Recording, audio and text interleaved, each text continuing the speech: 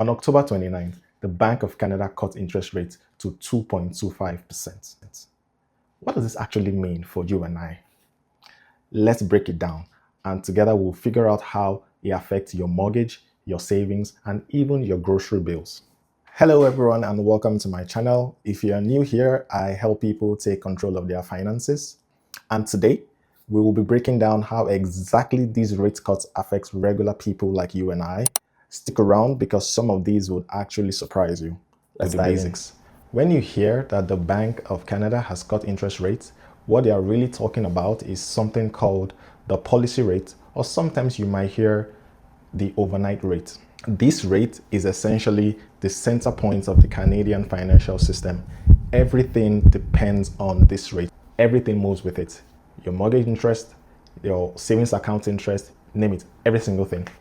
So when the Bank of Canada cuts interest rates, they are essentially giving the economy a little boost. They are basically saying, go ahead to borrow, go ahead to spend, go ahead to invest. The goal is to get the economy moving.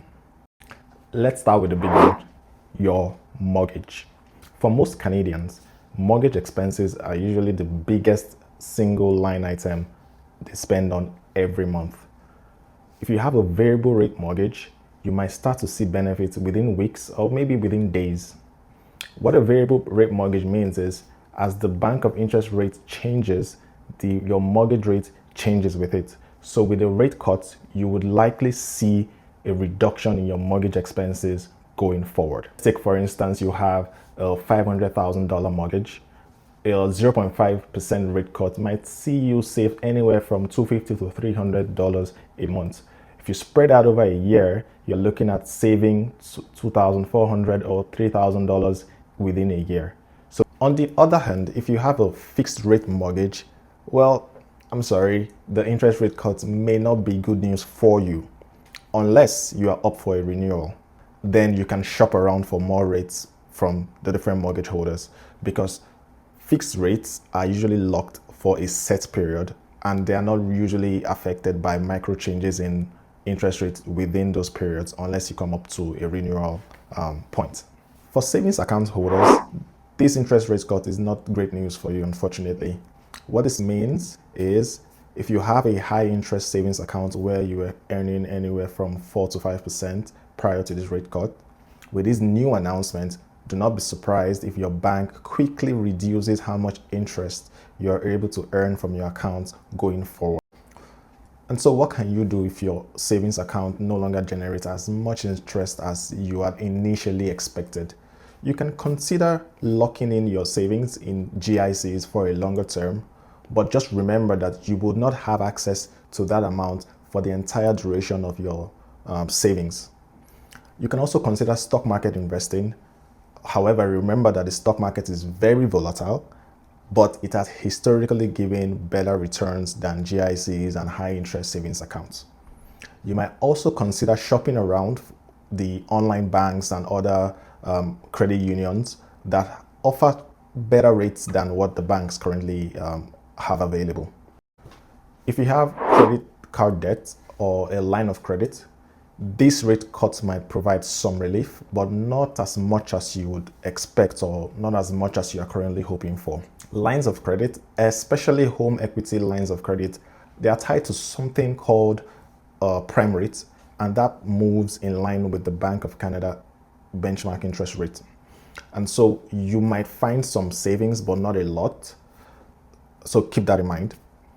Credit cards, on the other hand, if you're expecting savings in your credit card interest, unfortunately, you might have to wait longer because credit card interest rates are notoriously slow in coming down. So your better option might be to either wait for a longer period and get a line of credit, or you pay down your credit card as soon as possible. Your credit card rate might drop slightly, very slightly, but do not expect any miracles at all. Just don't expect any miracles in that regard. The real strategy here with your credit card is you should seek to pay down high interest credit cards as quickly as possible, or you can do a balance transfer, or you can get a line of credit to pay down your credit card and go ahead to deal with the line of credit much later. Bear in mind that lines of credit typically has a lower interest than the credit card interest. If you're planning to buy a car, or if you're planning to finance a car, a rate cut simply means your dream of owning a car just became cheaper. Auto loans typically follow the same path as the bank's rate cuts. So do not be surprised when you get to the dealership and they're offering you a cheaper rate than what you were quoted before now. If you're planning to buy a $30,000 car at 6% versus a new rate at 5% over 5 years, you might be saving anywhere from $800 to $1,000 over the 5-year term. The same thing goes for personal loans, whether you're planning to take out a loan to renovate your house, to do any new personal project. You would expect to get lower financing from your bank, given that the Bank of Canada has made a rate cut. Let's look at the Canadian dollar itself. And this is something that people don't really consider when we hear about a rate cut. When the Bank of Canada cuts interest rates, what it also means is the value of the Canadian dollar has become cheaper relative to other countries. And so if you were planning to buy anything in US dollars, or maybe in British pounds, or in any foreign currency, a rate cut means the Canadian dollar has become cheaper, and then you may need to spend a lot more Canadian dollars to buy that foreign priced item that you have your heart set on. So if you're planning a trip to the US or to the UK, be ready to spend a little bit more. Let's also talk about your investment portfolio and your retirement savings.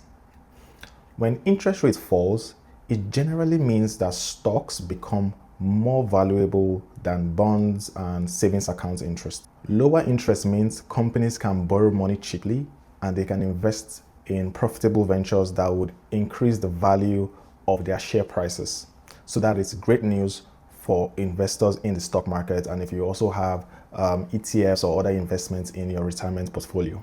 If you currently have bonds in your portfolio, this is great news, because when rates fall, the bond prices rise. So the value of the bonds in your portfolio would rise, which is exactly what you want.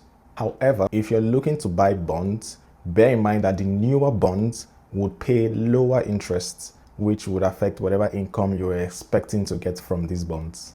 Also, what does this even mean for your RRSP, your TFSA, your FHSA? I'll explain. It actually depends on what you have invested in your RRSP, your TFSA, or your FHSA. If you have equity stocks or equity ETFs in your RRSPs, you should be fine, because the boost from lower interests when companies invest more money would flow through to the underlying stock performance. But if you have things like bonds in there, or you have GICs or even high interest savings somewhere in your portfolio, you may not cash in on these benefits from the rate cuts. And the key learning point here is to always go for diversification in your investment strategy, so that you are covered when different things happen to the economy, or when the Bank of Canada makes different policy announcements going forward. So let's zoom out and look at the bigger picture. The main point of an interest rate cut is to stimulate the economy and make things work even better. When interest rates are cut and when interests are cheaper, companies are likely to borrow more money and invest more, spend more into revenue generating activities.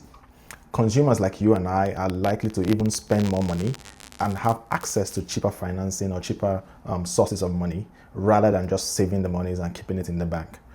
Remember that the goal here is to get the economy working and to get things moving in the right direction. So this can mean better opportunities for job seekers, as companies tend to invest more and expand their operations.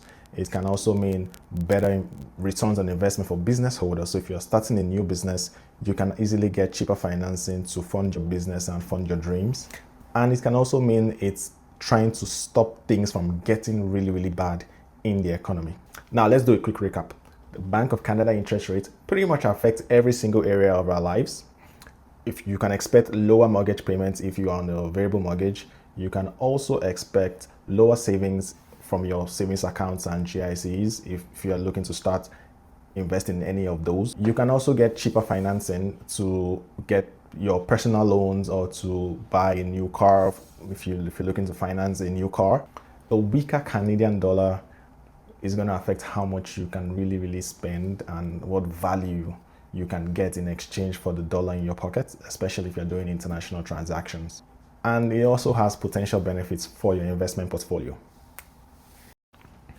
So what should you do, having learned all of this fantastic information? Well, this is the best time to review your finances. Can you get a better mortgage rate? Are your investments in the right place? Are you getting the best value for your investments?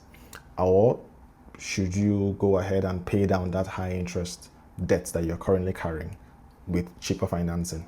So think about it, critically examine your entire financial situation and make the best decision for yourself. If you found this content very helpful, please give this video a like and make sure you subscribe for more. I have more exciting content coming your way that would impact you and make your financial situation a lot better. So thank you so much for listening, and I'll catch you on the next one.